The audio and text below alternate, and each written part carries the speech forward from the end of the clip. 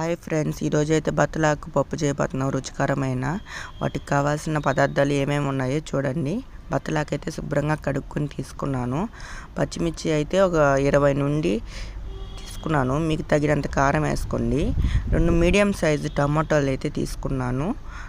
ఒక ఆనియన్ తీసుకున్నాను. ఆనియన్, పప్పు అన్నీ మనం కుక్కర్లో అయితే కట్ చేసుకొని పీసులుగా వేసేసుకున్నాము. మా వీడియో కానీ నచ్చినట్లయితే లైక్ చేసి సబ్స్క్రైబ్ చేయండి. నిమ్మకాయ సైజ్ అంతా చింతపండు తీసుకున్నాను. కప్పు వాటర్ అవి తీసుకొని 2 రెమ్మల కరివేపాకు తీసుకున్నాను. 5-6 వెల్లుల్లి రెమ్మలు తీసుకున్నాను. ఎందుకంటే స్మెల్ అనేది బాగుంటుంది కాబట్టి. 1 టేబుల్ స్పూన్ పసుపు, కొంచెం అయితే 1 టేబుల్ స్పూన్ ఆయిల్ అయితే తీసుకుంటున్నాను. ఎందుకంటే మనకు పప్పు అనేది మిశ్రమంగా ఉడుకుతుంది కాబట్టి. అంతేను.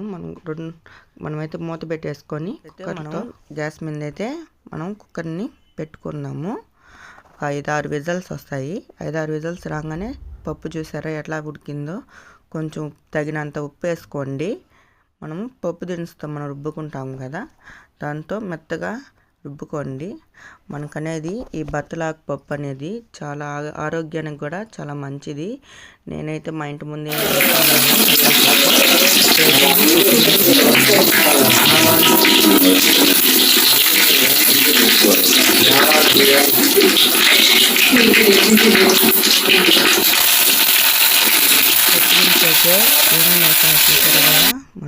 మనం తాలింపుకి ఎలా అయితే చేసుకుంటామో అలా అన్నీ వేసుకోవాలా. ఆనియన్స్, ఎండుమిర్చి, కరివేపాకు అన్నీ వేసుకొని మనం బాగా ఫ్రై చేసుకోవాలి. మనం ఫ్రై చేసేదాన్ని బట్టే మనకు పప్పు అనేది కూడా టేస్ట్గా ఉంటుంది. మనకు ఆనియన్స్ అనేది ఎర్రగా ఏగితేనే మనకు పప్పు చాలా టేస్ట్గా ఉంటుంది. అందుకని మనము చూడండి, నేను ఎంత ఎర్రగా వేయించుతున్నానో. మనకు ఆ తాలింపులోనే ఉంటుందండి పప్పు టేస్ట్ అనేది. ఒకసారి చూడండి నేను ఎంత ఇదిగా ఫ్రై చేస్తున్నాను.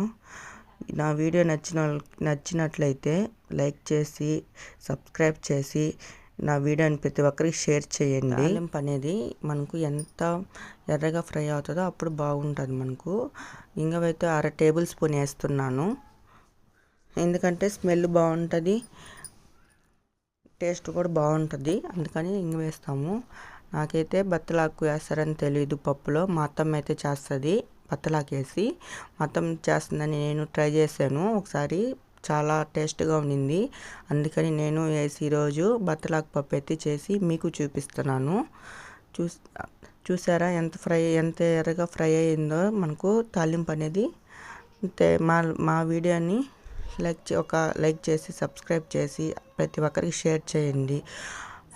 2 మినిట్స్ అట్లాగే ఉడకనిచ్చండి. నేనైతే ఎక్స్ట్రా వాటర్ తీసుకోలేదు. ఆ పప్పులో ఉడికిన వాటర్ మాత్రమే తీసుకున్నాను. మనకు బత్తలాకు వేసాం కదా, అందుకని మనం పప్పు అనేది గట్టిగానే ఉండాలి. పలచంగా అయితే చేస్తే అంత టేస్ట్ ఉండదు. మనకు గట్టిగా ఉంటేనే మనకు బాగుంటారా. కన్సిస్టెన్సీ అనేది ఎలా ఉందో పప్పు చూపిస్తాను చూడండి. ఇంత గట్టిగానే తీసుకుంటేనే మనకు తినేదానికి చాలా టేస్ట్గా ఉంటుంది. చూసారా. ఒక్కసారి మీరు ట్రై చేసి మీ ఇంట్లో వండి పెట్టండి. చాలా నచ్చుతారు. పప్పు అనేది బత్తలాకు బాగుంది. నేనైతే మా ఇంటి ముందు వేస్తున్నాను. ఎవరికైనా ఈ చెట్టు తెలియకపోతే చూడండి, లైక్ చేసి సబ్స్క్రైబ్ చేయండి వీడియోను.